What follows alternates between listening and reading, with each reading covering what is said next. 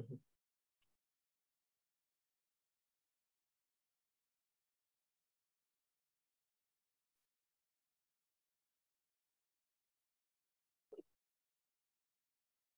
macam itu.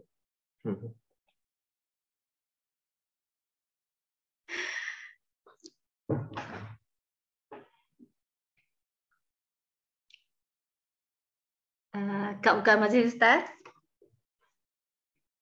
A'udzubillahiminasyaitonirrajim. Bismillahirrahmanirrahim. Assalamualaikum warahmatullahi wabarakatuh. Alhamdulillah wassalatu wassalamu ala Rasulillah wa ala alihi wa sahbihi wa man walah. Subhanaka la ilma lana illa ma 'allamtana innaka antal alimul hakim. Alhamdulillahilladzi hadana lihadza wa ma kunna linahtadiya laula an hadana Allah. Rabbi shrah li sadri wa yassir li amri wahlul 'uqdatam min lisani yafqahu qawli. Allahumma anfa'na bima 'allamtana wa 'allimna ma yanfa'una wa zidna ilma. Rabbana yassir wa la tu'assir, Rabbana tammim bil khair, Rabbi zidni ilman, amin ya rabbal alamin. Ustaz dah bersedia ke Ustaz? Dah bertenang dah?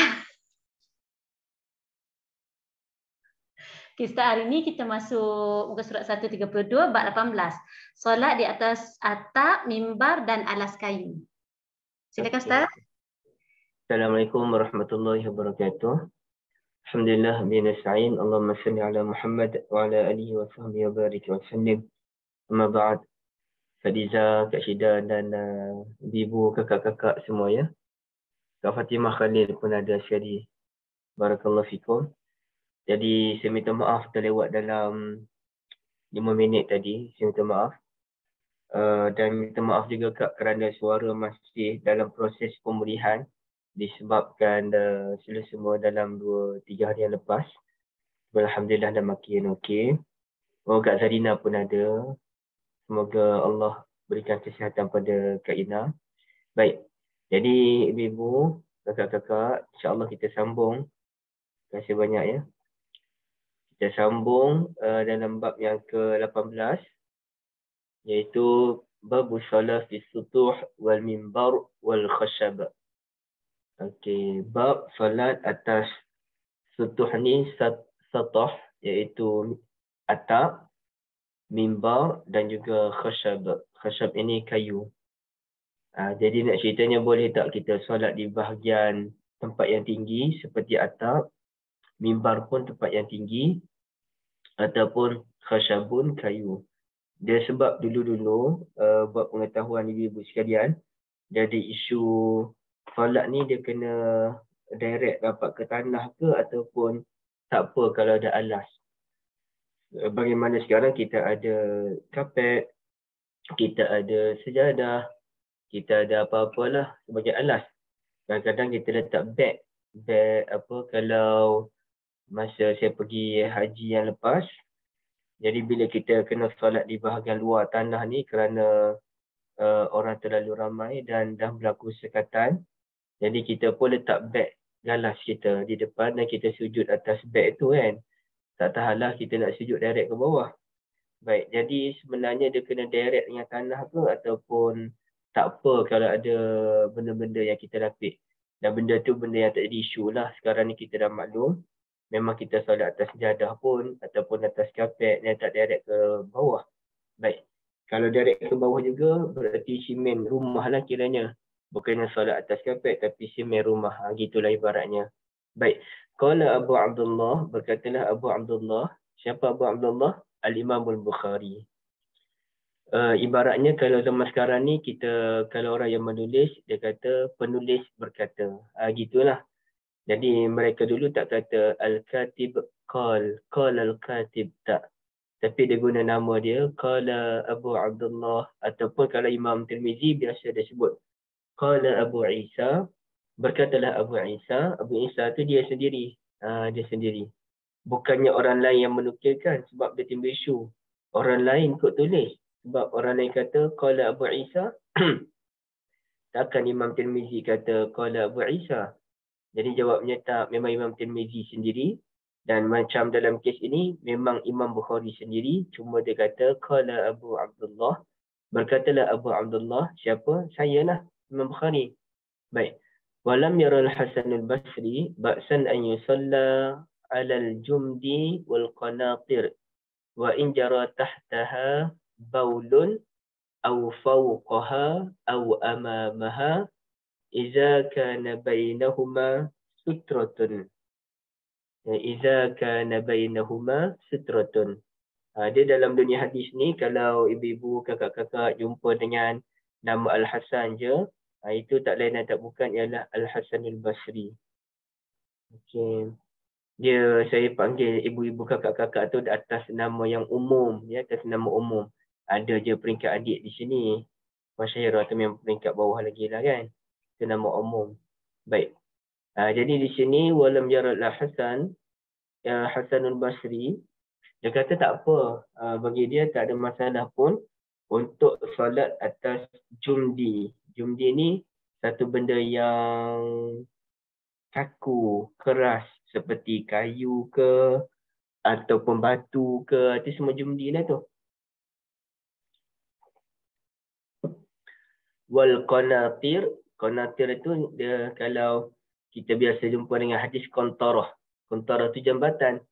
Boleh solat atas jambatan-jambatan. Kalau satu jambatan, kontarah.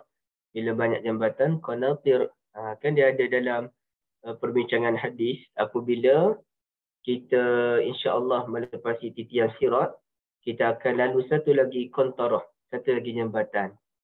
Cuma kontarah tu adakah dia jambatan yang berbeza ataupun dia hujung titian sirat. Ada ulama kata dia hujung titian sirat. Lepas titian sirat tu, maknanya lepas dah neraka, jadi hujung-hujung tu dipanggil kontarah. Ada kata jambatan yang lain, habis dulu titian sirat, kita ke depan sikit, ada jambatan yang kedua. Dan di jambatan kedua tu tak ada dah isu orang yang akan masuk ke dalam neraka, ya. Siapa yang lepas titian sirat selesai, cuma di kontarah tu dia ada satu pengadilan terakhir yang dilakukan oleh Allah Azza wa Jalla.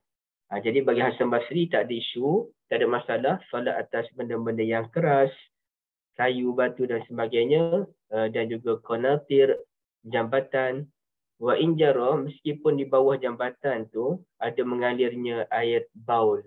Air baul tu air inilah, air najis lah kan, kencing, minta maaf. Ataupun di bahagian atasnya ataupun bahagian hadapannya. Apa maksud bahagian atasnya? Saya pun tak pasti apa maksud bahagian atas tu.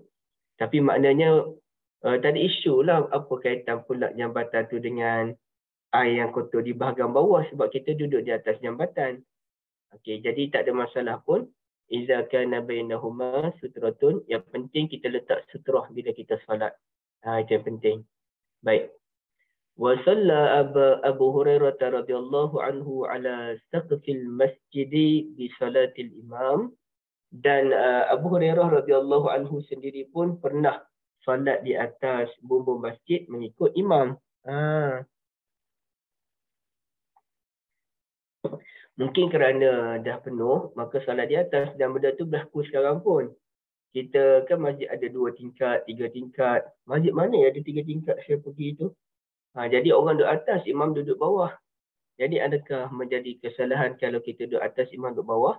Dan perkara ini pun berlaku di Mekah. Yang berapa tingkat tu sampai duduk atas tingkat 3, tingkat 4. Jadi benda tu tak ada isu. Dan buktinya apa dia? Buktinya Abu Hurairah radhiyallahu anhu sendiri pernah solat atas bumbung sedangkan imam berada di bawah. Yang penting kita tahu pergerakan imam itu sendiri. Baik. Yang ketiga, wa salla Ibn Umar radhiyallahu anhuma ala salji. Ibn Umar radhiyallahu anhuma pernah solat atas salji. Ini membuktikan bahawa salji merupakan benda yang bersih, dia bukan benda yang kotor. Ini mukadimah Imam Bukhari.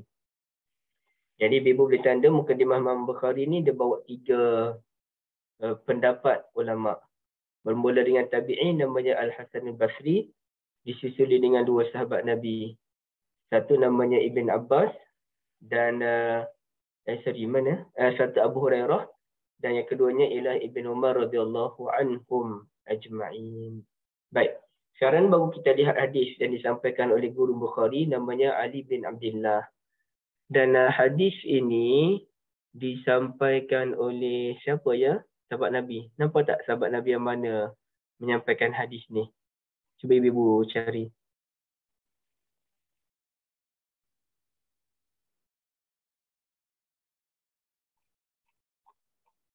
Dah jumpa belum? Yang last tu Sahal bin Sa'ad, Ustaz.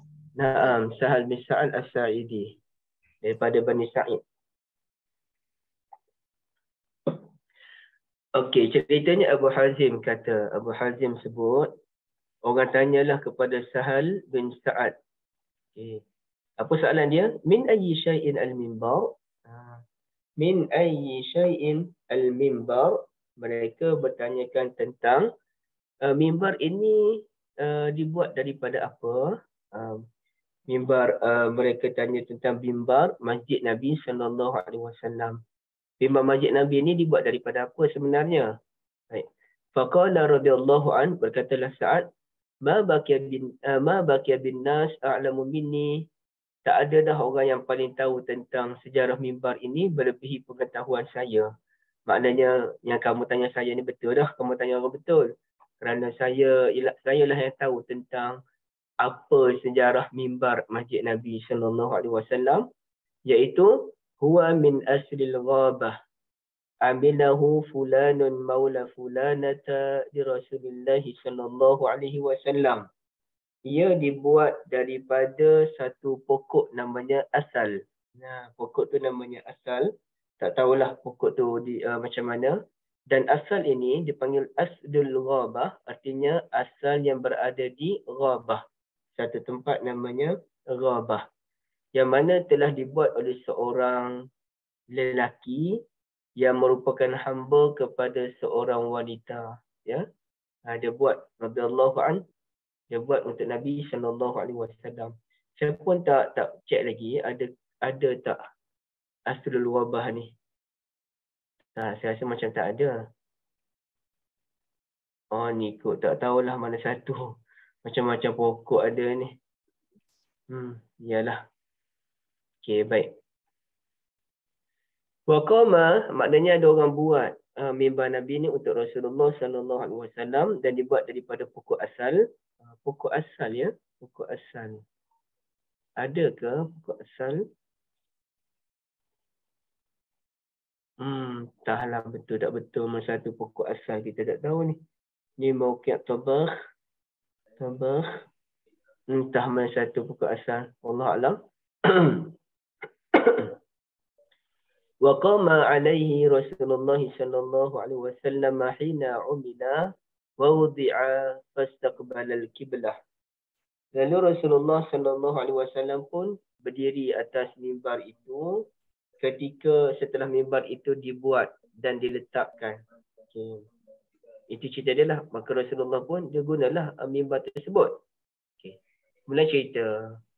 Ceritanya fastaqbala al-qiblah. Nabi SAW hadap kiblat. Kabbara, mula bertakbir untuk salah. Wa qama an-nasu khalfahu faqara'a wa raka'a wa raka'an nasu khalfah. Okey ibu perhatikan hadis ini, hadis yang sebahagian kita mungkin ada dengar, dan kalau tak rajin dengar memang kita akan rasa wow, macam ni rupa-rupanya salat Nabi Muhammad sallallahu alaihi wasallam yang sangat unik ya, yang sangat unik. Baik, macam mana tu? Nabi hadap kiblat, kemudian takbir, sahabat Nabi pun takbir sama-sama. Faqara'a, Nabi mula membaca surah Fatihah, surah apa-apa tu, Nabi pun mula rokok. Wa raka'an nasu khalfahu sallallahu alaihi wasallam, dan orang lain pun sahabat-sahabat pun mula rokok. Summa, kemudian rafa'a ra'sahu, baginda pun angkat kepala, yakni i'tidal. Summa raja'al qahqara. Ni dia poin yang penting ya. Ibu-ibu kalau yang ada buku tolong tanda pada perkataan summa raja'a al-qahqara. Ya, summa raja'a al-qahqara. Apa maksud summa raja'a al-qahqara? Kita tanda juga yang bahagian terjemahan dia bagi siapa ada buku, terjemahan pada muka surat 134. Kemudian baginda patah balik ke belakang. Masa tu baginda solat atas mimbar. Yang tadi ceritanya, baginda duduk atas mimbar, baginda pun mula solat. Mula solat atas mimbar. Rokok pun atas mimbar lagi. Rokok atas mimbar. Tapi bila baginda i'tidal, sami Allahu liman hamidah. Okay, anggap ini kiblah ya. Bila baginda i'tidal je dan baginda nak sujud. Mimbar tu besar ke tempat nak sujud? Dia tak besar, lepas tu dia kecil kan. Nabi pun turun ke bawah. Mimbar tu tinggi sikit. Mimbar tinggi sikit, Nabi turun bawah. Allahu Akbar, Nabi sujud. Okey. Fasajada 'alal ardi, maka Nabi sujud atas tanah. Itu yang cerita tu. Boleh tak boleh sujud atas mimbar kayu apa ni? Sebab Nabi sujud atas tanah. Fasajada 'alal ardi, thumma ada ila mimbar. Bila Nabi sujud, duduk antara dua sujud, Nabi pun bangun. Bila Nabi SAW bangun, Nabi pun pergi ke mimbar balik. Maka berlakulah baca Quran, baca surah, berdiri, thumma raka'a, kemudian rukuk, thumma rafa'a ra'sahu, kemudian i'tidal, thumma raja'al qahqara lagi. Tanda thumma raja'al qahqara, kemudian Nabi patah balik ke belakang untuk sujud, hatta sajada bil ardi, fa hadza sya'nuhu sallallahu alaihi wasallam, sehinggalah baginda pun sujud atas tanah. Itulah keadaan salat Nabi Muhammad sallallahu alaihi wasallam. Okey. Qala Abu Abdullah, berkatalah Abu Abdullah. Siapa Abu Abdullah? Al-Bukhari, Ustaz. Imam Bukhari. Qala Ali bin al-Madini, berkatalah Ali bin al-Madini. Okey, apa dia kata? Sa'alani Ahmad bin Hanbal rahimahullahu azza wa jal an hadzal hadis. Ali Madini kata, saya tanya Imam Ahmad bin Hanbal rahimahullah tentang hadis ini. Qal, Imam Ahmad pun kata, kenapa Nabi ni dia bergerak ke belakang, duduk ke belakang, bergerak ke depan masa solat? Fa innama aradtu, betul ke fa innama aradtu?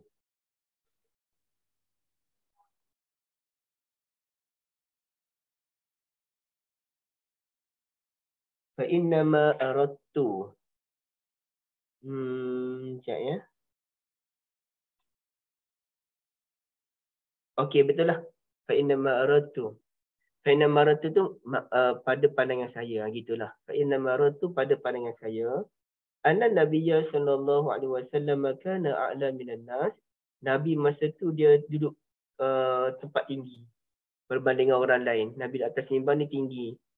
Fala ba'sa an yakuna al-imam a'la minan nas. Bukan, Imam Ahmad ni ditanya secara umum tentang hadis tadi. Dia pun kata pada pandangan saya lah. Bukan isu depan ke belakang tadi, tapi isu hadis itu secara umum. Maka dia kata Nabi ni solat di tempat yang tinggi. Maka fala ba'sa an yakuna al-imam a'la minan nas bi hadzal hadis, maka tidak ada masalah kalau imam duduk di tempat yang tinggi berdasarkan hadis ini. Kalau jadi Abu Hurairah duduk tempat tinggi, beliau sebagai makmum kan. Tadi makmum tinggi. Sekarang kalau imam di tempat yang tinggi pun boleh. Contohnya masjid 2 tingkat tapi imam duduk atas. Ada tak masjid yang macam tu? Imam duduk atas, makmum duduk bawah. Bila masjid dah penuh, dia penuhkan bahagian bawah pula. Ada jumpa? Tak pernah? Ada, saya rasa ada. Tak perasan. Ya, Kak? Masjid Shah Alam kan macam tu? Ruang solat atas. Masjid Shah Alam antaranya, betul lah. Bila orang dah penuh kan? Bila orang dah penuh, orang duduk bawah. Jadi sebenarnya ada. Jadi bukan Masjid Shah Alam dia, masjid kampung saya pun macam tu juga. Adalah beberapa masjid yang mana masjid ada satu tempat di PJ ni pun Kampung Tengku macam tu juga. Dulu dia solat kat bawah. Tapi bila masjid tu dah ada renovation, dulu dia sekarang dia solat kat bawah lah. Tapi dulu sebelum dia renovation tu, masjid tu solat kat atas. Dan bila penuh, makmum duduk bawah. Jadi dia kedua-dua tu ada. Ada masa makmum duduk tinggi daripada imam, dan ada masa imam duduk tinggi daripada makmum, kedua-duanya dibolehkan ya. Qala fakultu Ali Al-Madini pun kata, inna Sufyan bin Uyainah kana yas'alu an hadha kaseeran falam tasma'ha minhu. Qala la. Sufyan bin Uyainah pernah sering ditanya tentang hal ini, pernahkah tuan mendengar sesuatu daripadanya? Imam Ahmad berkata, Ali Madini kata kepada kata kepada Imam Ahmad, Sufyan bin Uyainah ni sering ditanya tentang hal ini. Ada tak Imam Ahmad dengar apa-apa pandangan daripada Sufyan bin Uyainah? Maka kata Imam Ahmad, saya tak dengar apa-apa pula komentar Sufyan tentang hal ini. Kita tak apalah.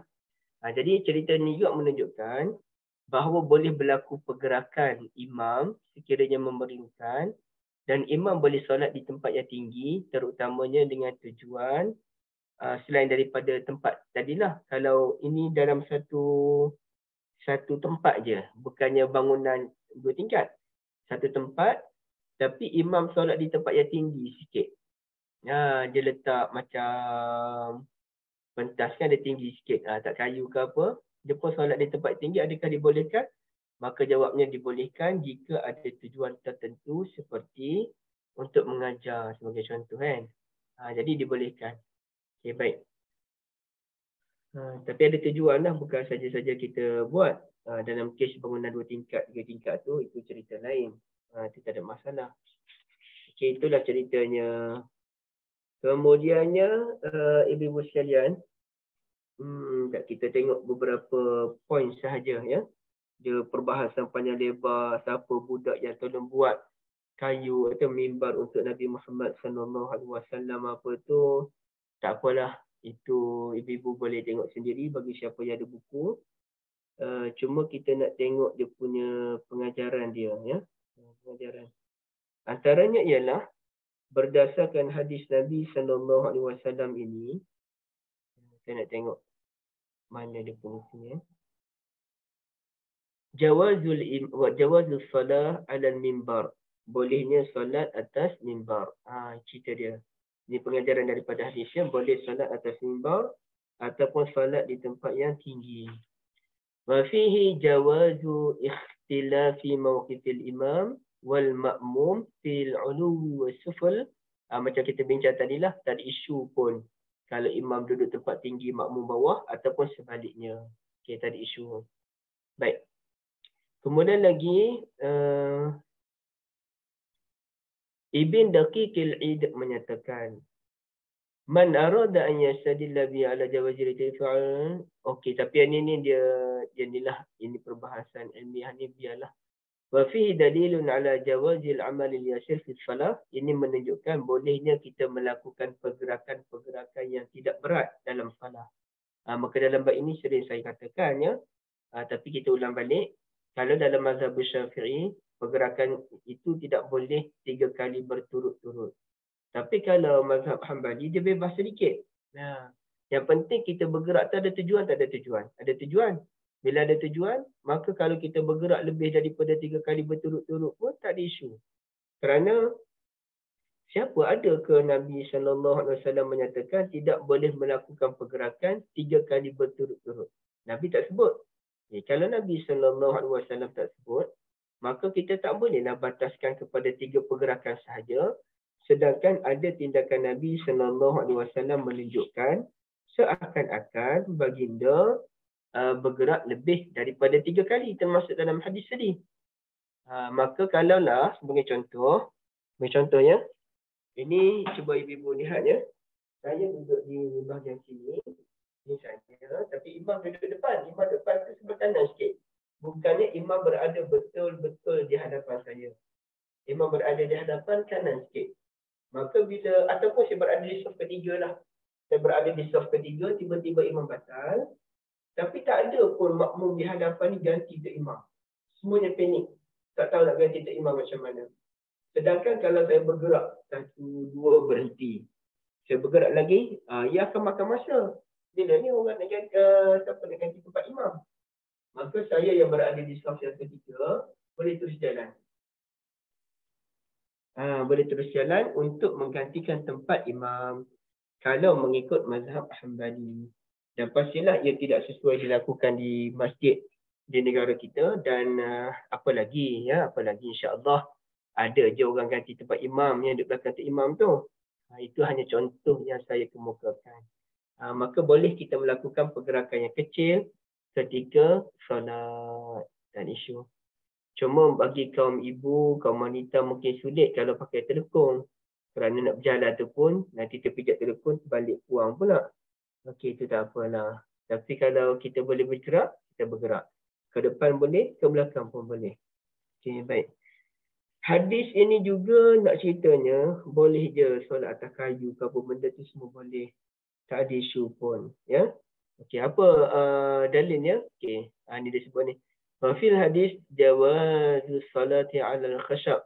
Ya, harus kita solat atas kayu. Ya, bukannya kena, sebabnya ada kes sahabat Nabi. Sahabat Nabi ke siapa? Dia solat atas kayu, tapi dia lumur tanah. Umar Abdul Aziz kot. Dia lumur tanah kat kayu itu. Jadi orang kata, ke Umar bin Abdul Aziz ni berpegang solat ni mesti direct kena tanah. Sebab tu dia letak tanah atas kayu tu. Tapi ada juga ulama yang kata bukan begitu. Cuma Umar bin Abdul Aziz, dia letak tanah atas kayu tu supaya dia nak merendahkan diri. Dia jadi ketua lama, dia jadi gubernur Madinah, dia jadi Amirul Mukminin. Jadi dia tak nak dia ni sombong. Dia nak didik hati dia supaya jadi orang yang sederhana. Maka dia pun begitu. Dia lumur tanah dulu atas kayu supaya dia solat tu atas tanah. Dia sedar dirinya, dia insaf dia dibuat daripada tanah. Dan itu melahirkan kehambaan. Ada ulama faham begitu. Jadi bukannya isu kita kena sujud direct atas tanah. Baik. Seterusnya, ibu-ibu yang saya kasihi, kita tengok hadis. Ya, saya cari dulu.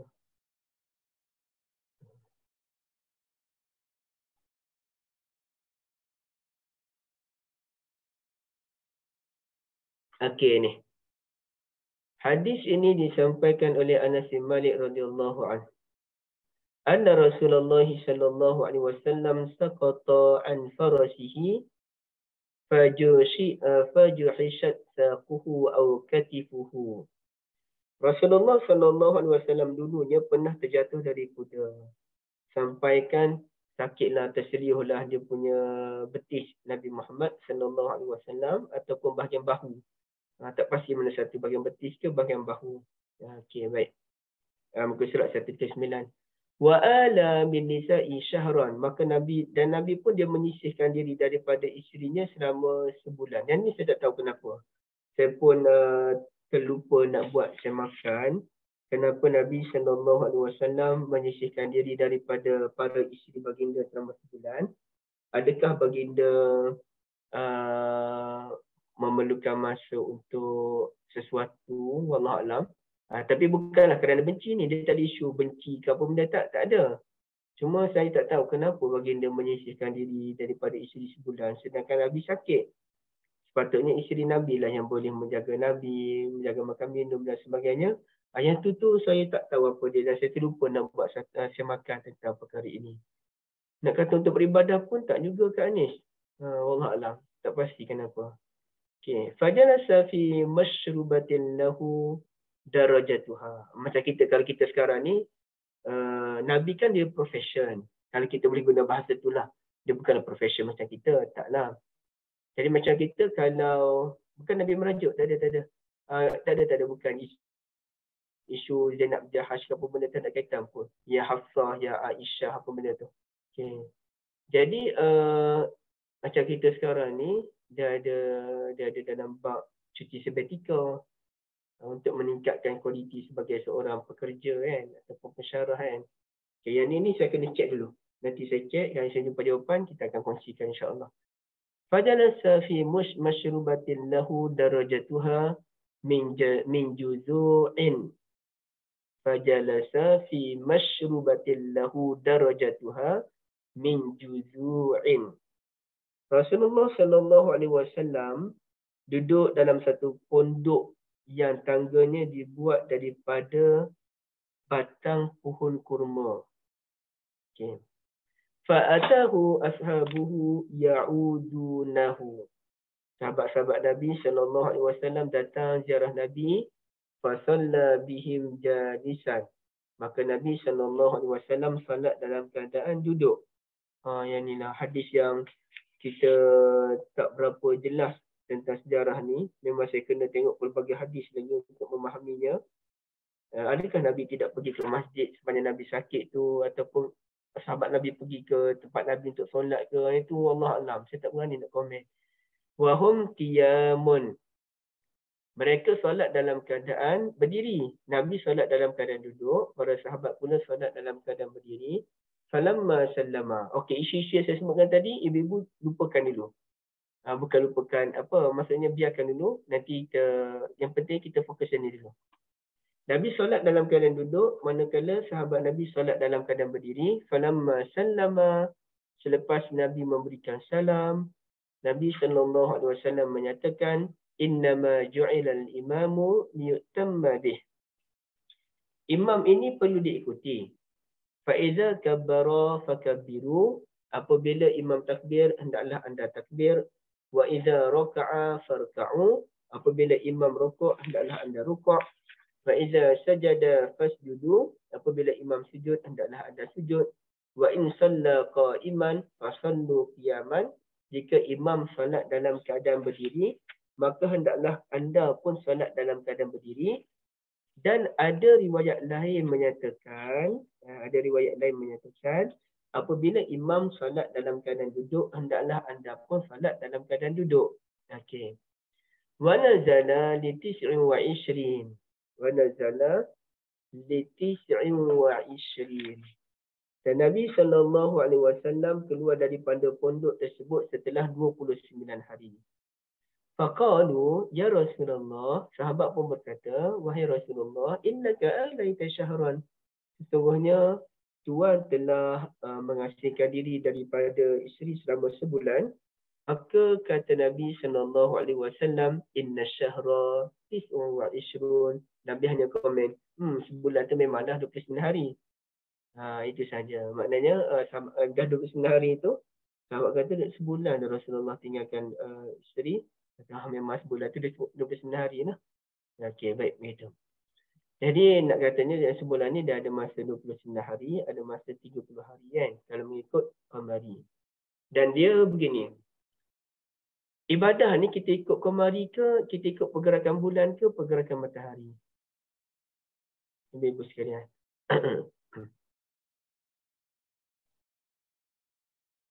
Okey, saya tanya soalan ni, siapa boleh jawab ni? Ibadah kita ni ikut pergerakan bulan ke pergerakan matahari?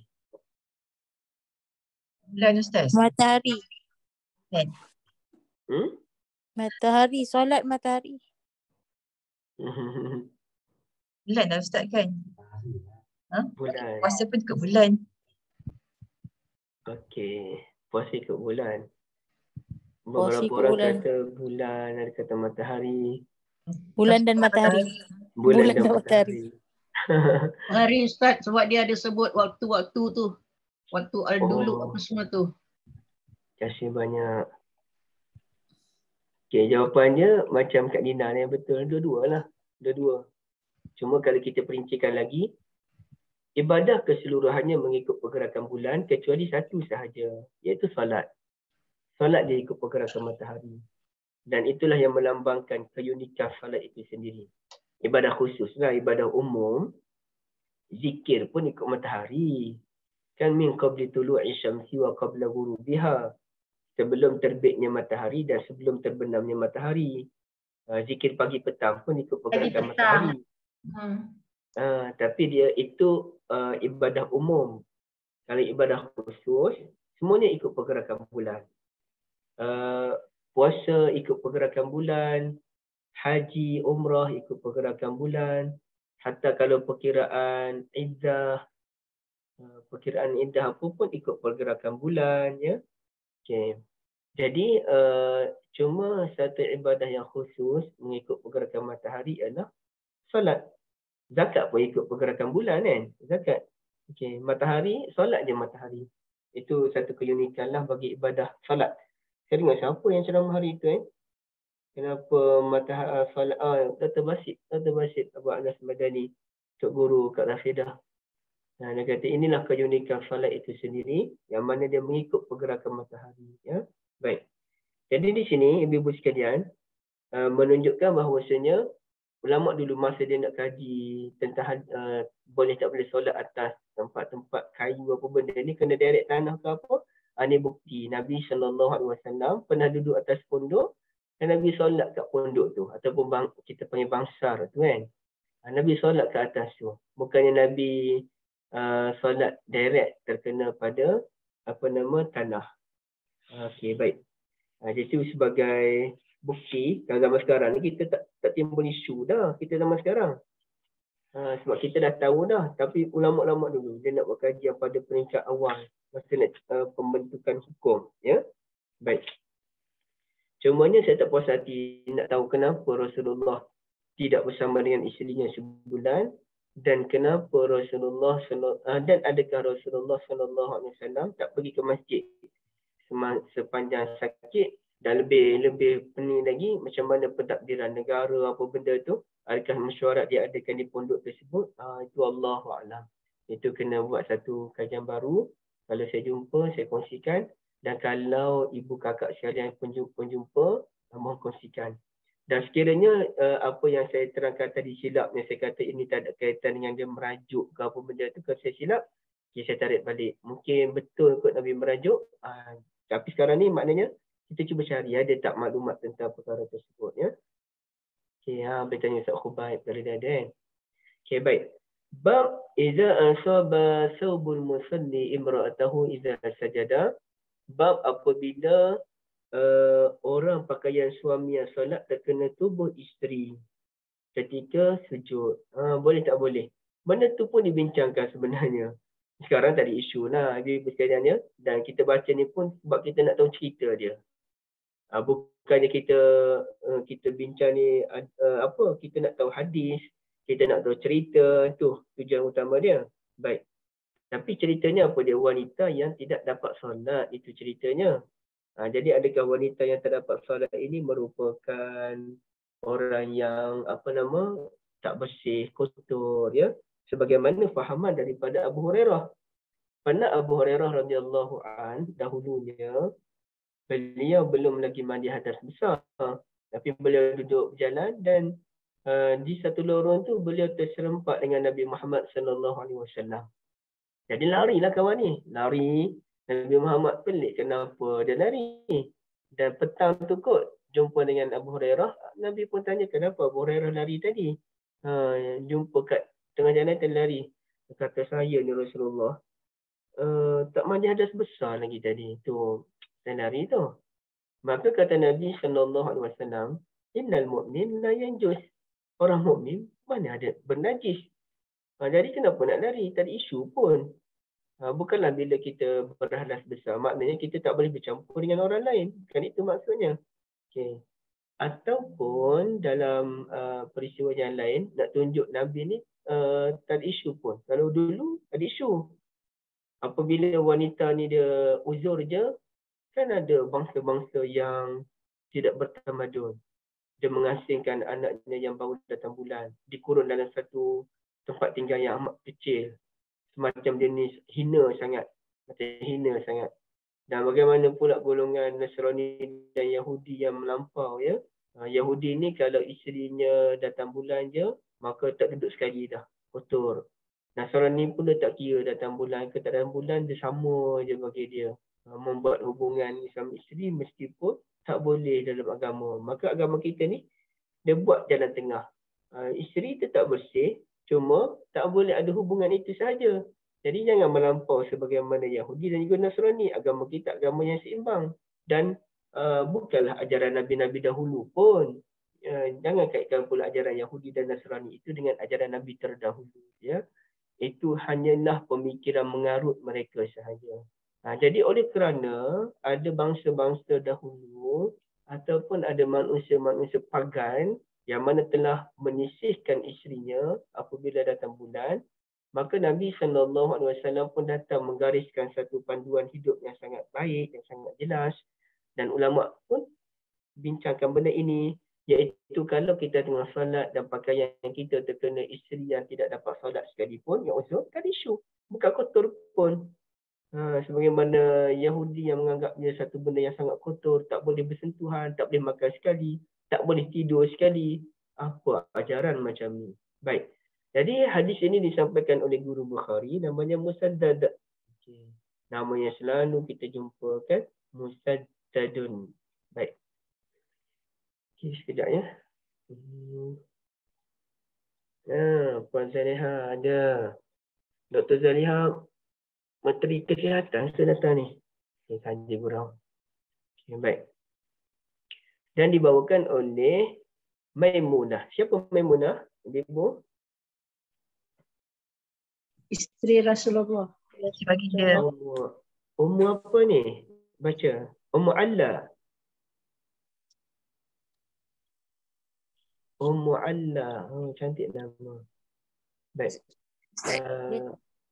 Ya, Kak Selina?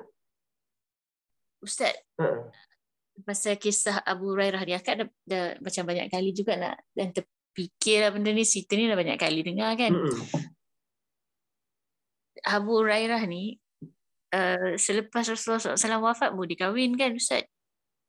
Oh, saya tak tahulah Kak. Okey. Diorang ni ahli sufah kan? Betul, ahli sufah. So diorang duduk dekat masjid. Jadi Abu Hurairah ni selepas wafat Rasulullah SAW barulah dia macam start dia punya family. Okey. Tapi bila Ustaz kata hadas besar tadi tu, akak macam hadas besar apa? Dia boleh jadi mimpi ke lah. Okey, kalau mimpi, boleh jadi mimpi kan? Boleh jadi mimpi. Lepas tu ada satu cerita lagi tu Ustaz. Yang tak ingat imam apa, dia sahabat yang mana, dia mengetuai perang. Okey. Lepas tu mereka macam camping dekat padang pasir. Lepas tu dia mengetuai perang. Lepas tu lepas pagi tu macam tak ada air nak mandi. Nak mandi tu dia bertayamum. Lepas tu dia orang kata benda tu jadi isu lah kan. So, macam dia berbalik tanya kat Rasulullah, boleh ke kami jadi. Lepas tu dia mengimamkan solat subuh. So macam boleh ke dia ikut kan. Lepas tu Ustaz, yang cerita-cerita hadas besar di tempat adakah macam sorry lah, ni soalan yang sangat sensitif. Adakah sebenarnya para sahabat pun sebenarnya diorang macam orang lelaki ni sebenarnya boleh pada diorang untuk buat sendiri bila diorang dalam keadaan tak ada isteri tu. Boleh ke Ustaz sebenarnya? Okey. Dia begini Kak, dalam kes Abu Hurairah tu kemungkinan besar mimpi lah. Dan kes Ammar bin yang jadi imam tu namanya Ammar bin Al-As, atau biasa kita sebut Amr bin Al-As. Dia jadi imam salat subuh sebenarnya. Dia jadi imam salat subuh. Jadi apabila dia jadi imam salat subuh pun berkemungkinan dia bermimpi pada malam tu. Jadi sebab itu jadi hadas besar tu. Tak dinyatakan sebab apa. Tapi berkemungkinan sebab solatnya salat subuh. Dan dia tak mandi tu kerana sejuk. Rasulullah panggil dia, kenapa? Ammar jadi ketua. Bila jadi ketua ni standard jadi imam. Antara yang jadi makmum ialah Umar. Jadi bila dia dah dapat tahu bahawa Ammar ni tak mandi wajib, tapi jadi tu imam, dia tak puas hati lah. Ammar hanya tayamum je. Dia tayamum, dia jadi imam salat subuh. Maka bila ditanyakan oleh Nabi tanya kenapa jadi imam, kenapa tak mandi wajib? Dia kata Rasulullah, sejuk. Bila sejuk, saya ni ketua, saya nak kena jaga badan saya ni supaya tak demam sebagainya.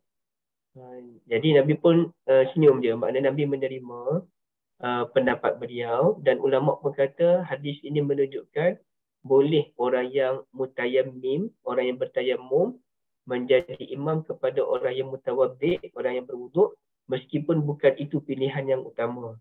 Tapi disebabkan dia ni ketua dan dulu imam ni dia sangat dihormati.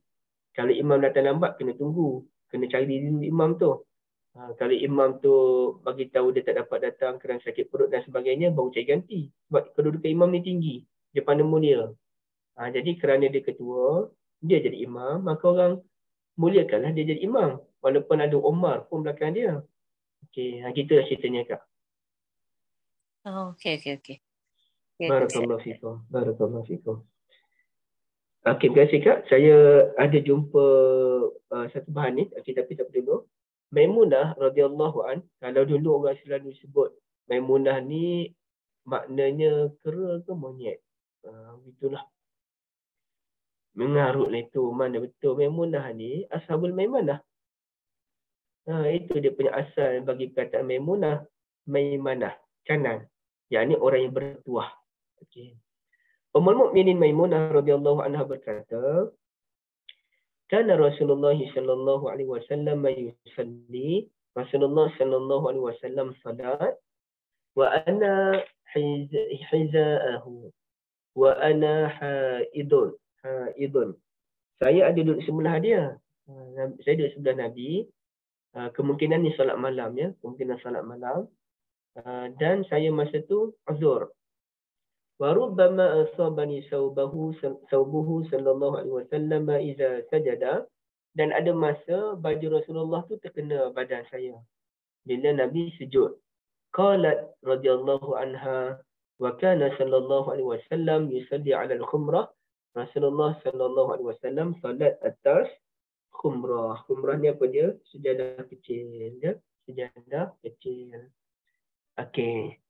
Maimunah ni merupakan Ummul Mukminin, merupakan ibu saudara kepada Anas, kepada Ibn Abbas dan juga Khalid bin Al-Walid. Ini menunjukkan bahawasanya tubuh wanita yang berhaid itu suci.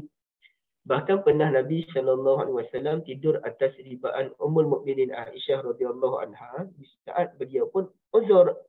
Jadi tak adalah ajaran agama-agama dulu yang menganggap kotor wanita-wanita yang dalam keadaan datang bulan tu. Itu melampau. Kita tak ada isu dah, kita dah faham benda ni. Tapi ada bangsa-bangsa dahulu yang memang menganggap wanita ni dia ni lah. Kan kita baca kan dulu orang kata wanita ni iblis lah, wanita ni menyusahkan. Jadi fahaman-fahaman itu memang ada pun, hatta ke alam Melayu pun ada. Bahkan kalau ibu-ibu biasa dengar ustaz mengajar, ada je ustaz zaman sekarang pun, zaman-zaman yang dah terbuka macam ni pun tetap suka merendahkan kedudukan wanita. Jadi dalam keadaan dia nak kata ni macam lelaki ni mulia sangatlah, wanita ni kelas yang kedua. Jadi guru saya Maulana Asri antara orang yang paling tak suka dengan penindasan wanita atas nama ilmu. Sebab itu bagi beliau menolak cerita tentang Ummuna Hawa radhiyallahu anha yang memujuk Nabi Adam alaihi salam makan daripada pokok terlarang. Beliau memang tolak habis-habisan. Dan beliau juga yang menolak cerita tentang Astaghfirullahaladzim, wanita diciptakan daripada tulang rusuk orang lelaki. Memanglah tolak habis-habisan lah. Wanita dan lelaki kedudukannya sama aja. Wal mu'minuna wal mu'minatu ba'duhum awliya'u ba'd. Lelaki beriman dan wanita beriman, mereka saling bantu-membantu, bahu-membahu antara satu sama lain. Okey, baik. Jadi cumanya setiap orang ada posisi. Saya sebutkan sebelum ini, posisi orang lelaki ialah menghidupkan rumah Allah dengan solat-solat jemaah. Posisi wanita pula menghidupkan rumah kediaman. Supaya dengan itu dua-dua tempat dihidupkan.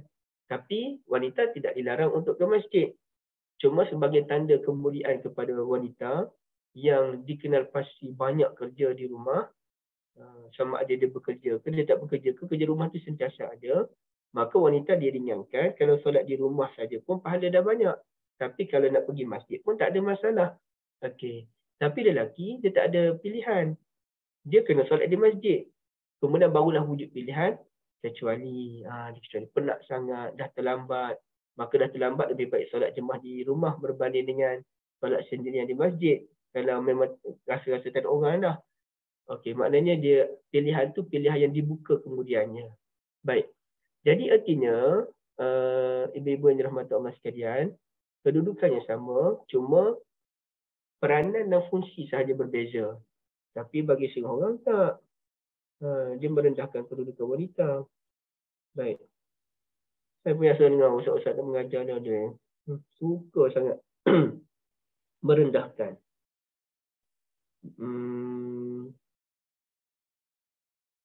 Okey, cuba kita lihat satu benda. Ustaz, hadis tentang kenapa Ustaz, Kak Syida? Hadis berkenaan dengan wanita dijadikan dari tulang rusuk lelaki tu tak sahih ke Ustaz? Ke macam mana? Tak ada hadis. Tak ada hadis Tapi hadis tak ada hadis. Itu dalam Bible. Mengikut Bible. Oh. Ibu Syarifah kata dia Bible aja. Injil. Okay. Nama Hawa tu pun ikut Bible juga. Hawa tak betul. sebut nama Ibu Syarifah. isteri saja. Tak, Ibu Syarifah, nama Hawa betul. Ustaz, ada satu kelas tu akak dengar. Akak macam sebab dia cakap je tau, dia cakap hadis lah, tapi itu macam bukan hadis kot. Akak rasa macam takkanlah ada hadis macam tu. Hadis tu macam kan kata perempuan yang tak taat pada suami dia, dosa dia tu macam kan kalau dia punya dosa dia tu sampai macam ke tahap kalau katakan seluruh tubuh badan suami tu balasan kot balas tubuh badan suami tu penuh dengan nanah pun, kalau dia jilat sampai kering pun dosa dia tak habis. Akak rasa macam mana dengar tak pernah akak macam sebab benda ni kita dengar tak sempat lah kita nak bertanya, kita dengar jauh kan, so macam tak sempat nak bertanya dengan ustaz yang bercakap tu, betul ke, ada ke hadis ke macam tu. So macam akak tak pernah dengar. Ustaz pernah dengar tak hadis macam tu? Tak pernah dengar hadis macam tu. Tu mengajar kat masjid tu Ustaz. Mengajar kat masjid. Tak tahu lah Kak. Macam saya rasa macam hinanya seorang perempuan tu kalau dia buatlah apa pun amalan dia sebanyak mana, kalau dia macam menyebabkan suami dia marah, dia dalam keadaan sampai macam tu lah, kalau dia menyebabkan suami dia marah menyebabkan suami dia marah, yang suami dia sangat-sangat marah kat dia, lepas tu dia samalah seperti dia menjilat seluruh tubuh badan suami dia yang bernanah pun dosa dia tak habis macam. Wallahualam. Saya tak tahu hadis itu secara terperinci, tapi dia gini, kalau nak ada hadis yang mencela wanita tidak mentaati suami, ia bererti wanita itu melakukan kesalahan dan suami itu orang yang baik. Itu maksudnya. Bukanlah wanita itu buat salah dan suami pun jahat juga, bukan. Dan dalam masa yang sama, ada hadis yang menyatakan kalau wanita itu dia jaga dirinya sebagai isteri yang sebaik-baiknya, maka dimuliakan dia untuk masuk pintu syurga yang mana pun. Tapi hakikatnya dia tetap akan kena pilih juga 1-2 pintu syurga.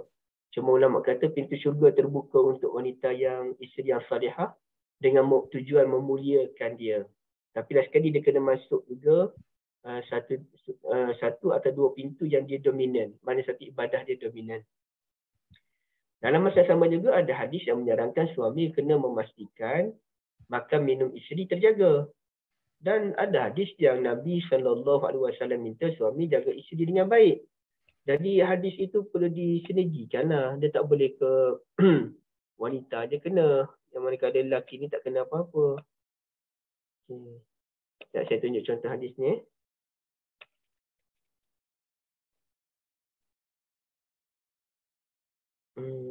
Mana nak tengok dia punya ni. Di sini boleh.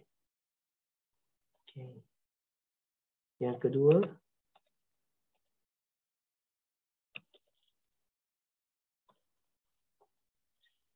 Okey, yang ni untuk maklumat Ibu Syarifah. Jazakumullah khairah. Ini ada hadis yang terang lah. Laula Hawa lam takhun unsa zawjaha ad-dahr. Maknanya nama Hawa tu memang ada lah dalam hadis Nabi SAW ya. Baik. Yang keduanya hadis yang orang kata dibuat daripada tulang rusuk tu, hadis yang ini.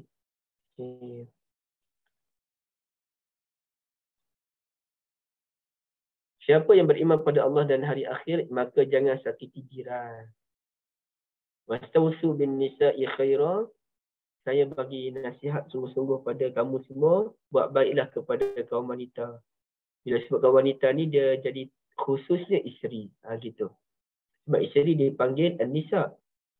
Fa innahunna khuliqna min dhila'.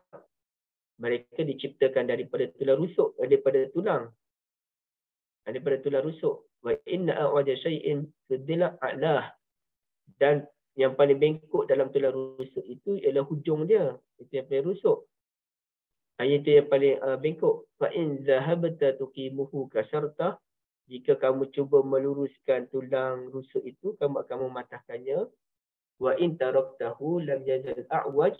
Jika kamu biarkan, maka dia akan bengkok. Artinya, perlu melayan isteri dengan baik. Jangan kita nak ikut cara kita je. Dan janganlah kita biar tanpa panduan nasihat. Saling membantu antara satu sama lain. Dia macam perumpamaan ke Ustaz? Sebenarnya dia macam perumpamaan. Wanita ni seperti tulang rusuk yang bengkok, maksudnya kena luruskan elok-elok. Maksudnya perempuan ni hati dia lembut lah maknanya. Macam tu ke Ustaz sebenarnya? Macam tu lah maksudnya. Dia tak disebutkan terang-terangnya pun memang diciptakan daripada tulang rusuk. Tapi hadis ini ibarat saja. Sebahagian orang sebagai memang tulang rusuk. Ada ibarat je ibu. Ada ibarat je. Sebab Nabi nak ceritanya kena layan dengan baik. Maka dia buat ibarat yang macam tu. Okay. Maknanya kalau ada ulama kata dibuat daripada tulang rusuk tu, ada hadisnya. Tapi hadis itu tidak disebutkan dengan jelas. Kecuali Nabi sebut dengan jelas, Hawa diciptakan daripada tulang rusuk Nabi Adam. Itu jelaslah. Ini Nabi sebut wanita diciptakan daripada tulang rusuk. Adakah Kak Liza diciptakan daripada tulang rusuk? Confirm tak? Kita diciptakan daripada air. Itu yang pasti. Yang kemudian membentuk jadi tanah dan sebagainya. Jadi kalaulah Nabi sebut Hawa diciptakan daripada tulang rusuk Nabi Adam, itu kita tak boleh komen dah. Confirm. Sejarahnya begitu. Tapi Nabi hanya sebut dalam bentuk wanita diciptakan daripada tulang rusuk. Itu sahaja Nabi sebut. Okey. Betul Ustaz, tu sebab tu yang keantar ni daripada Mufti Melayah punya tu kan pun cakap macam tu, tarjih dia adalah satu perumpamaan sebenarnya. Satu perumpamaan, betul, satu perumpamaan.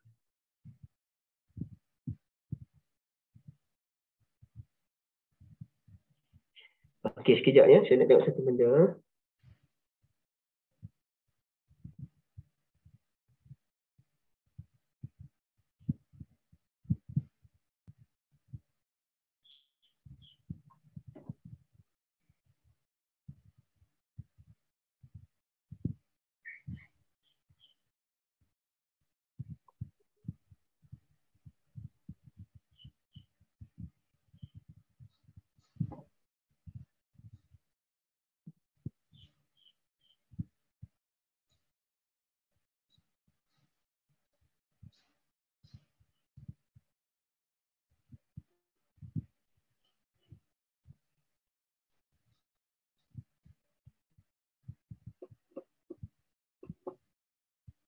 Okey. Saya kena betulkan balik fakta saya tadi dan apa yang Kak Lina sebut betul. Bahawa Nabi mengasingkan diri daripada isteri itu memang disebabkan merajuk. Kak Lina ada lagi ke? Bahawa Lina keluar merajuk sebab Zainab marah Aisyah kan. Bermula daripada kisah Maria bin Hafsah tu. Hafsah tengok Nabi dengan Maria kan. Bermula pada situ kan Ustaz, dia punya kisah. Dia sama ada cerita Hafsah tengok Nabi dengan Maria. Maksudnya tengok-tengok Nabi dengan Maria ada kat rumah dia, gitu je lah ceritanya. Okey. Ataupun dia ada cerita lain yang dengan Zainab. Dia berlanjut-lanjut sampai ke cerita Zainab dengan Aisyah kemudian tu. Nabi sebab tu Nabi mengasingkan diri dia. Ya, betul. Kebetulan pula Nabi sakit masa tu. Ya. Okey. Jadi orang sakit ni janganlah lebih-lebih sangat lah.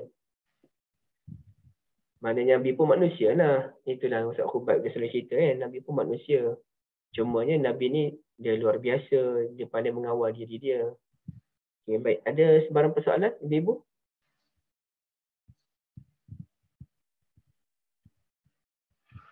Cara terbaik untuk elak konflik itu dia jelas sangat. Terima kasih banyak Kak Anis. Bukanlah Nabi merajuk. Bukan. Minta maaf ya. Saya rasa istilah merajuk pun saya kena betulkan. Bukan merajuk kan. Tapi Nabi nak mengurus isteri baginda dengan betul. Saya rasa saya akan tarik balik lah. Bukan merajuk.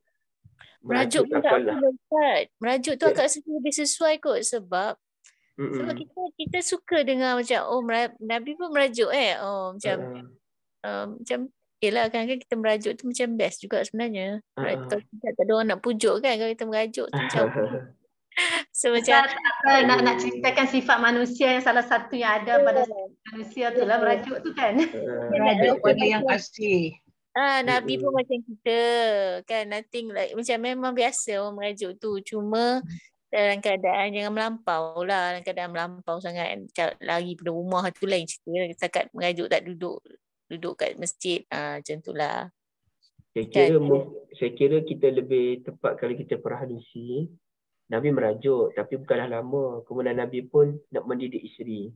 Maka kita pun sama isteri merajuk sehari gitu je kan. Kalau dia Mak selalu cakap untuk mendidik. Dia mendidik. Kalau Nabi lari macam merajuk, lepas tu pergi duduk kat rumah isteri lain, dia kan jadi konflik yang lebih teruk. Dia macam pergi ke tempat yang macam tak ada okey, tak adalah macam kalau lelaki-lelaki nak berpoligami, obviously akan ada lah pergaduhan dengan isteri. So kalau dia kata okey merajuk dengan isteri pertama, pergi duduk rumah isteri kedua. Lepas tu benganglah isteri pertama ni bertambah-tambah kan. So macam Rasulullah pun merajuk juga tapi lari ke masjid duduk tak okey tak antara isteri sini dah konflik, so okey pergi cari tempat yang neutral. So kan benda-benda ni kan benda yang kita boleh belajar behind the scene punya behind the hadis lah, selain daripada hadis tu sendiri. Dia beruzlah lah tu. Dan saya ingat cerita ni Saidina Umar datang kan marahkan isteri Nabi kan. Selepas tu dia tengok Nabi dekat masjid tu. Saidina Umar marah kat anak dia lah Hafsah, tapi marah termasuklah juga Aisyah kot masa tu. Lepas tu anak dia kot cakap, takkanlah rumah tangga Nabi pun, kami tahulah kau sahabat Nabi, takkanlah rumah tangga Nabi pun kau nak masuk campur kan. Ini Ustaz Kubat ajar kita ni. Ustaz Kubat dah cerita dah. Terima kasih. Tapi ilmu baru Kak Salina bagi tadi kan. Saya pun tak tahu tu. Kalau merajuk jangan lari ke rumah isteri kedua kan. Okey, saya sebut kali dah. Bukan saya nak amal, saya kata ilmu baru. Saya tak tahu pemudahan. Okey, baik. Jadi terima kasih banyak atas sumbang sarah idea tadi. Banyak saya belajar daripada ibu-ibu. Kita tuliskan ke depan lagi. As-salatu 'alal hasir. Babu salati 'alal hasir. Bab salat atas tikar. Wa shalla Jabir bin Abdullah wa Abu Sa'id radhiyallahu anhum fi safinati qa'iman. Pernah Jabir bin Abdullah Al-Ansari dan Abu Sa'id Al-Khudri salat atas safinah ni, dia boleh jadi kapal, pun boleh difahami sebagai perahu. Saya tak tahulah dia kapal besar ke merujuk pada perahu, wallahu a'lam, dalam keadaan berdiri. Wa qala Al-Hasan, Hasan Basri, wa qala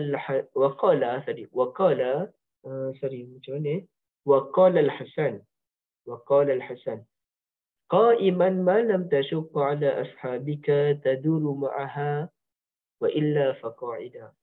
Saudara boleh solat dalam keadaan berdiri dalam perahu ataupun kapal, bagaimana saudara tidak menyusahkan orang lain.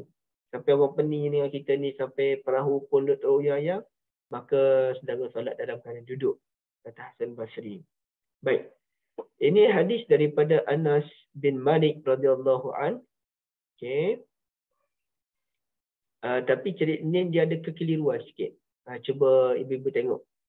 Ishaq bin Abdullah bin Abi Talhah ambil hadis ini daripada Anas bin Malik. Agak-agaknya siapakah Abdullah, hubungan Abdullah dengan Anas bin Malik? Okey, siapa tahu? Tak ada tengok buku ya, Kak Liza, foto markah. Apa agaknya hubungan antara Abdullah dengan Anas bin Malik? Boleh anda tak buku pun boleh lah. Boleh tentu jumpa dengan buku tu kan. Okay, ada jawapan tak? Pak Syafinya dia tahu ke jawapan dia?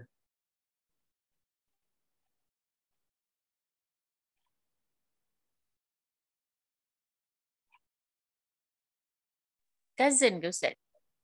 Tak tahu. Abu Talha ni kan suami kepada Ummu Sulaim. Ummu Sulaim tu siapa? Ummu Sulaim Bapa tiri Anas bin Malik. Ibu susu.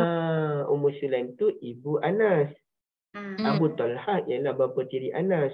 Okay. Bermakna Abdullah ni siapa? Saudara tiri lah.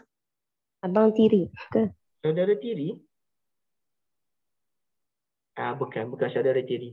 Logik juga kalau kata saudara tiri kan, tapi bukan saudara tiri.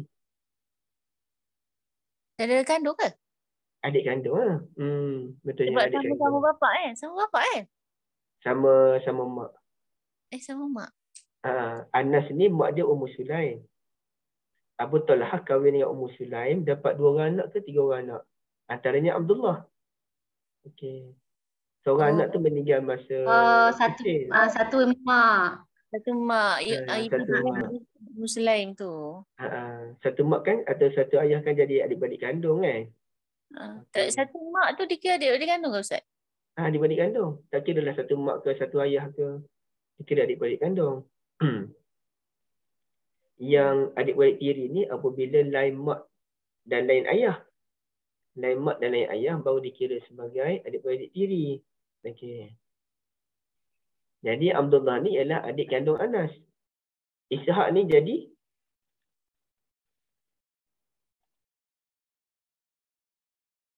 Ibu, soalan mudah dah ni. Ishaq jadi apa dengan Anas bin Malik?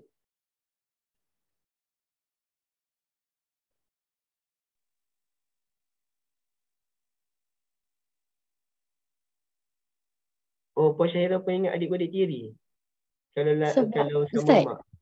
sebab kalau sama ayah, mak lain pun bukan tiri, Ustaz. Kalau sama ayah? Macam saya ada ayah tapi mak lain.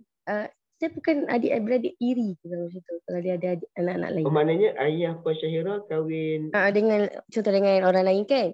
Okay. Dia ada anak lagi, ada 3 orang. Jadi saya panggil bukan adik-beradik tiri. Adik-beradik kandung tu, adik-beradik kita. Kandung juga sebenarnya saya kalau mak lain baru tiri. Satu bapak lagi tu Syahira tu. Satu bapak lagi. Tengok binti lah. Tengok binti sama tak? Satu bapak, satu mak. Memang adik kandung. Mak sama pun. Adik-beradik kandung. Cuma kalau yang satu bapak tu dia boleh jadi wali. Kalau yang satu mak tak boleh jadi wali. Itu soalan kan. Tapi tetap adik-beradik kandung. Mana boleh kahwin? Adik-beradik kandung. Tapi tak boleh jadi wali kan? Bab wali cerita lain pula. Ayahnya tak boleh jadi wali. Apa tak boleh jadi wali? Ayah tak jadi wali. Abang. Yang sama mak. Yang sama mak. Macam abang. Yang sama bapak boleh. Yang sama mak tak boleh. Oh, adik-beradik yang lahir daripada perkahwinan yang mak tu. Tak boleh jadi wali. Tak.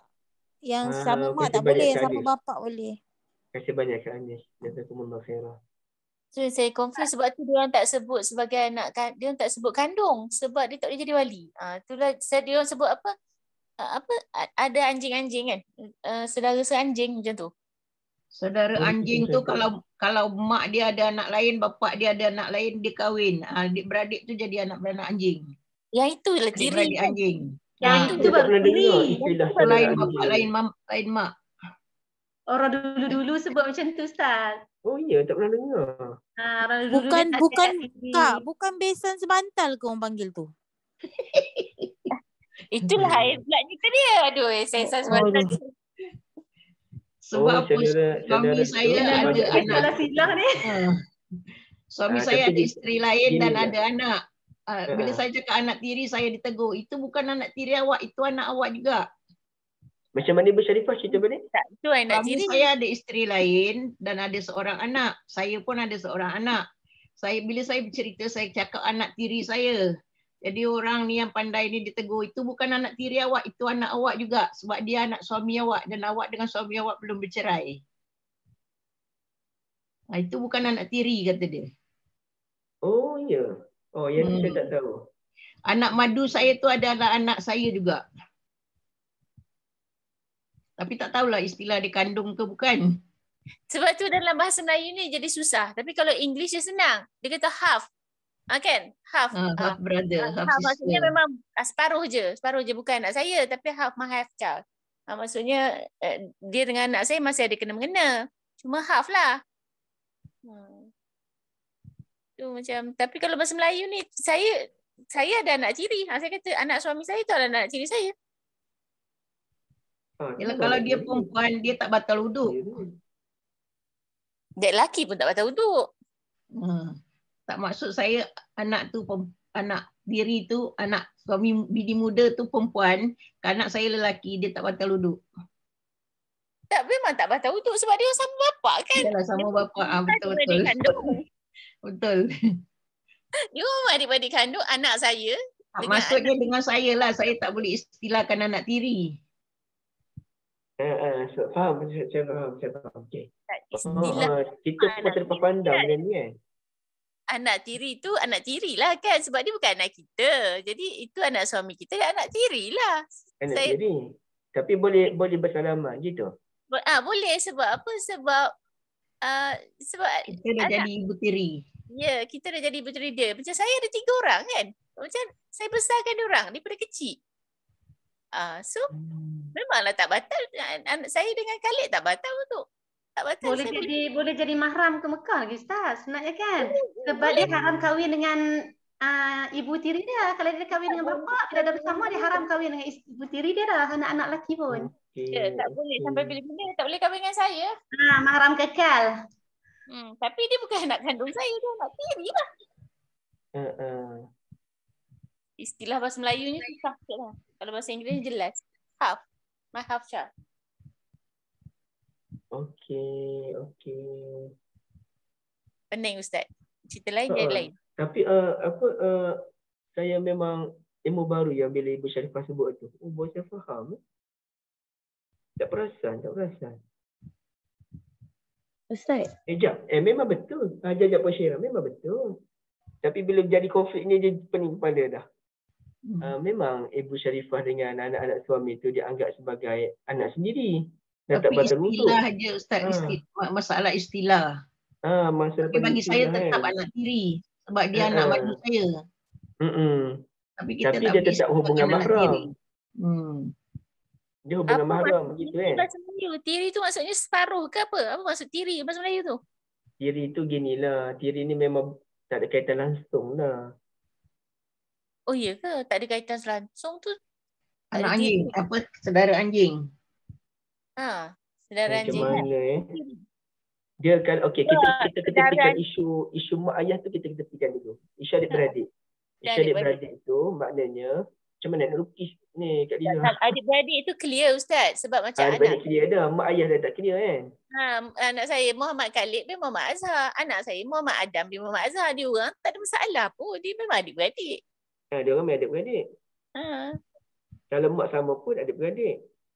Mak tak sama pun adik-beradik sebab dia berdasarkan nasab bapak dia. Okey. Apa yang Puan Syairah nak tanya tadi? Ustaz, kalau menantu dengan ibu tiri dia kira batal wuduk ke tak? Itu tak Suami boleh. saya, itu tak boleh. Itu tak boleh.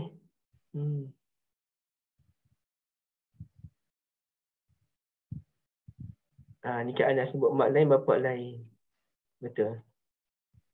Menantu batal wuduk kan kita Ustaz? Menantu dengan ibu tiri. Ibu tiri ya, betul. Itu tak boleh. Contohnya nanti akak ada anak yang perempuan. Ada. Nanti dia kahwin. Menantu tu tak boleh bersalam dengan Kak Lina. Itu je lah. Yalah itu sudah Ustaz jelaskan dah, itu memang tak boleh lah. Okey, tak apa dulu, biar dulu. Tapi menarik tu yang kita terpah pandang tadi. Saya pun terpah pandang, memanglah jadi mak dia lah kan. Cuma istilah kita je panggil mak tiri kan. Okey, jadi ceritanya Anas bin Malik ini pun sebut anna jaddatahu. Ini dia jadi problem dia. Problemnya pada perkataan anna jaddatahu Mulaikah. Sesungguhnya neneknya Mulaikah. Jadi bila sebut neneknya Mulaikah, neneknya tu nenek siapa sebenarnya? Adakah dia merujuk kepada nenek Anas bin Malik ataupun dia merujuk kepada nenek Ishaq bin Abdullah? Yang tu jadi agak keliru ya. Ada ulama kata Mulaikah ni ialah nenek kepada Anas bin Malik. Kerana ada maklumat yang menunjukkan bahawasanya itu nama nenek dia lah. Tapi ada kata tak, Mulaikah ni Ummu Sulaim. Ada ulama kata Mulaikah ni memang nama lain bagi Ummu Sulaim. Dan Ummu Sulaim ini pun memanglah seorang wanita yang tak diketahui nama sebenar dia. Okey, nanti saya akan tunjukkan yang lain pada ibu sekalian kan. Jadi wallahu alam, kemungkinan yang tepat ialah anna jaddatahu ni merujuk kepada Ishaq. Sesungguhnya nenek kepada Ishaq iaitu Mulaikah. Da'at Rasulullah sallallahu alaihi wasallam pernah mengajak Rasulullah ini untuk makan di ta'amin sana'at mudahu. Untuk makan di rumah dia. Fa'akala minhu, Rasulullah pun makan. Summa qala, kemudian Rasulullah pun berkata, Qumu faliusalli lakum. Jom kita solat, solat sunat. Baik, sebab Rasulullah dia style macam tu. Dia suka di rumah orang, dia solat sunat di rumah orang tu. Mungkin nak bagi barakah kot ya. Qala Anas radhiyallahu an, faqumtu ila hasirin lana qad iswadda min tudi ma lubisa. Saya pun ambil satu tikar yang telah jadi hitam dah. Tikar tu dibuat daripada ni kot, pokok kurma. Dah jadi hitam kerana lama kami tak pakai. Fanadhahtuhu bima, saya pun renjiskan dengan air, basahkan dengan air. Tujuannya untuk bagi lembut sikit tikar tu. Nanti Rasulullah nak sujud kan. Faqama Rasulullah sallallahu alaihi wasallam, Rasulullah pun berdiri di depan sebagai imam. Wa safaftu wal yatima wara'ahu, saya dan seorang budak yatim yang turut dijemput dalam makan-makan tu duduk saf kedua. Wal ajuzu min wara'ina, dan nenek tadi duduk di belakang kami. Maknanya merujuk pada mereka. Fasalla lana Rasulullah sallallahu alaihi wasallam raka'ataini thumma sarafa. Rasulullah pun mengimami solat 2 rakaat, lepas Nabi pun balik. Okey. Jadi poin dia ialah yang Imam Bukhari nak sampaikan, poinnya solat atas tikar tu boleh, tak ada isu pun. Itu poin utama dalam bab hadis ini. Tapi kemudiannya barulah bincang solat atas kapal ni berdiri ke duduk. Maka jawapannya berdiri bagi siapa yang mampu, duduk bagi siapa yang pening. Termasuklah dalam kes solat atas kereta api. Dalam kapal terbang tu, tengok keadaan lah, kalau boleh solat di ruangan solat, berdiri kan. Kalau kapal besar, solat berdiri. Tapi kalau solat di kereta api, sebahagian orang dia tak boleh solat berdiri kerana dia pening. Boleh tak solat duduk? Jawabnya boleh solat duduk kalau pening. Okay. Tapi cuba dulu dengan berdiri. Tak boleh berdiri, barulah solat dalam keadaan duduk. Jadi kemudian panjang lebarlah cerita tentang siapa sebenarnya mulaikah tu. Jadi bagi saya lah tak apalah ibu-ibu. Kita tak tengok pun tak apalah perbahasan tu ya. Ataupun kita tengok sikit je lah yang nasab Ummu Sulaim tu kat sini.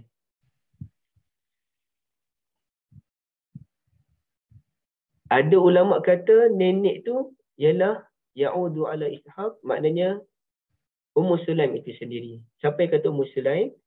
Ibn Abdul Bar, Abdul Haqq, Iyab, dan disahihkan oleh Al-Imam An-Nawawi rahimahumullah.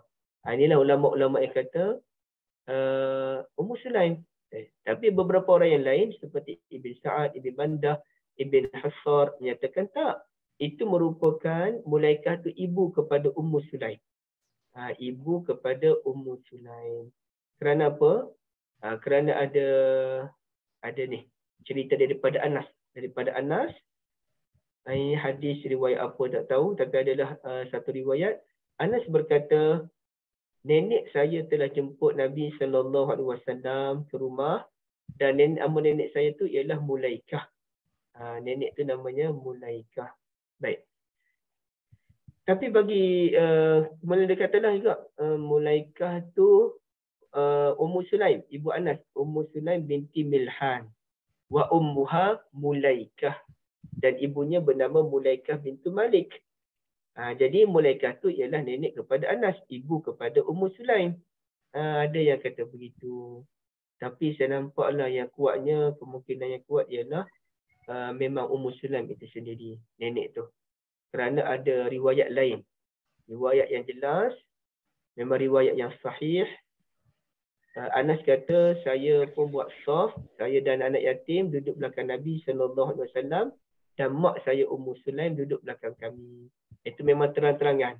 Manakala maklumat yang kata mak Ummu Sulaim namanya Mulaikah, itu hanya maklumat je. Betul tak betul kita tak tahu. Tapi hadis Nabi terang-terangan menunjukkan bahawa yang jemput Nabi makan tu ialah Ummu Sulaim radhiyallahu anha. Wallahu a'lam. Okey. Tutup di situ. Ada apa-apa? Ustaz nak tanya tajuk bab lain sikit pasal hadis qudsi. Ni dalam Amazing Quran Ustaz. Daripada Abu Hurairah radhiyallahu anhu, dari Rasulullah SAW, baginda bersabda, Allah Subhanahu Wa Taala berfirman, sungguh apabila seorang hamba telah disihatkan aku badannya dan aku meluaskan rezekinya, kemudian dia melalui masa 5 tahun dalam keadaan demikian, tetapi dia tidak mengunjungiku, iaitu melaksanakan ibadah haji atau umrah, nescaya dia akan diharamkan daripada kebaikan-kebaikannya. Hadis riwayat Al-Baihaqi. Oh, tak tahu saya Kak. Dia bagian ni ada kita tengok dalam Amazing Quran. Betul. Tapi apa pun setiap hadis tu kena takwil. Satunya hadis Baihaqi ni dia tak semestinya hadis sahih. Yang keduanya banyaklah kita akan jumpa lah macam-macam hadis yang jarang kita dengar dalam kitab-kitab utama, ada dalam Baihaqi. Tapi boleh jadi hadis tu sahih, cuma cara memahaminya. Jadi hadis tu macam mana bunyi Kak? Cuba baca share ni.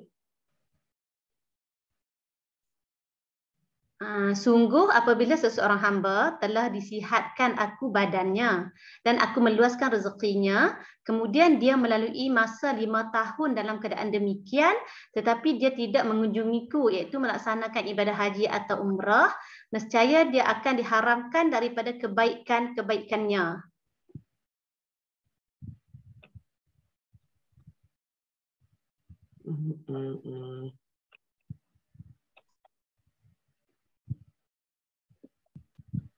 Tak tahulah Kak macam mana nak cari hadis tu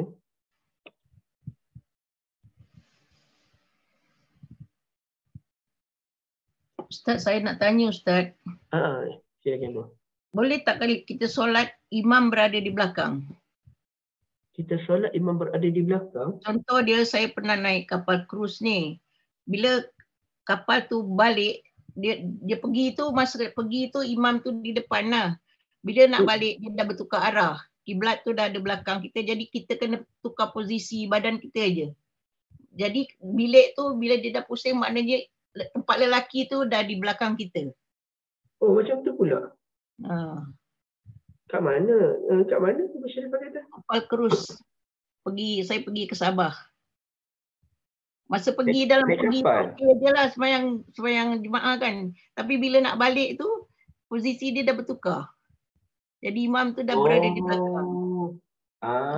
Gitu. Ni naik kapal. Naik kapal. Oh, menariknya. Jadi orang tu tanya, Kak nak saya jadi imam tak? Jadi kita ketawa je lah. Buat solat masing-masing lah. Oh, setahu saya tak boleh jadi imam. Oh, kedudukan dia tak ubah. Lelaki tetap di situ, perempuan tetap di situ. Macam tu tempat dia. Cuma kiblat aja berubah. Kiblat tak berubah, Ibu. Kiblat kat situ. Tak, maksud saya bila dia dah berpatah balik. Kiblat memang di situlah kita. Saja gurau. Sorry, salah cakap. Saja gurau. Baik, saya faham. Tapi saya rasa tak boleh macam tu. Solat sendiri-sendirilah yang betulnya. Allah alam Ibu. Saya tak tahu, takut saya silap, saya minta maaf. Okey, ada soalan lain?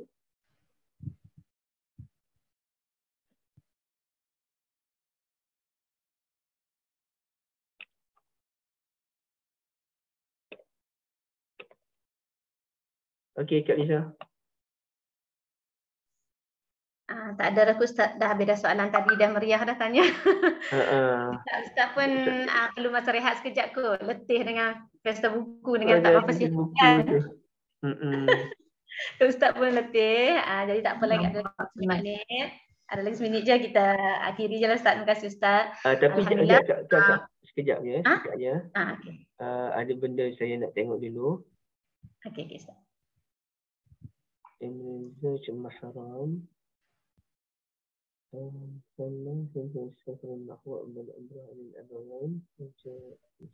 Okey. Zawjatuka laysa lahu sunnah bi auladi zawj ukhtiha.